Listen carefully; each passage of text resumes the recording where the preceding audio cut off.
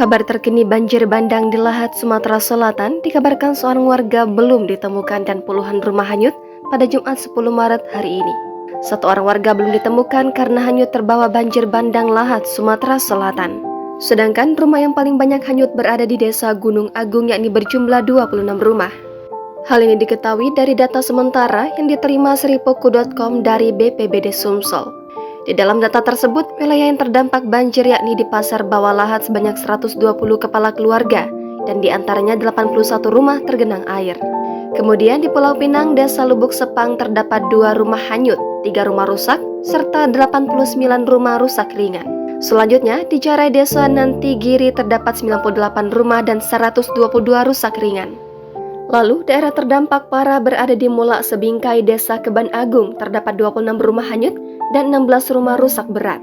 Sedangkan satu orang dikabarkan hanyut dan belum ditemukan di Desa Merapi Barat. Warga mengungsikan anggota keluarga mereka ke lokasi yang aman, terutama anak dan perempuan.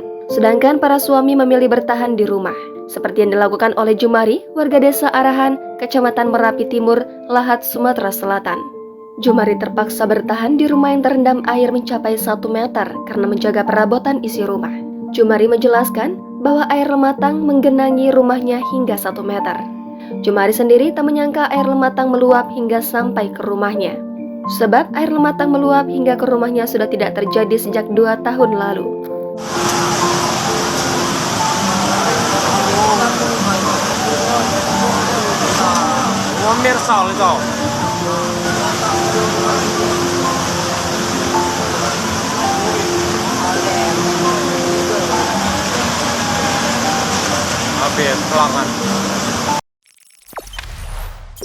Jangan lupa subscribe, share, komen, dan like ya.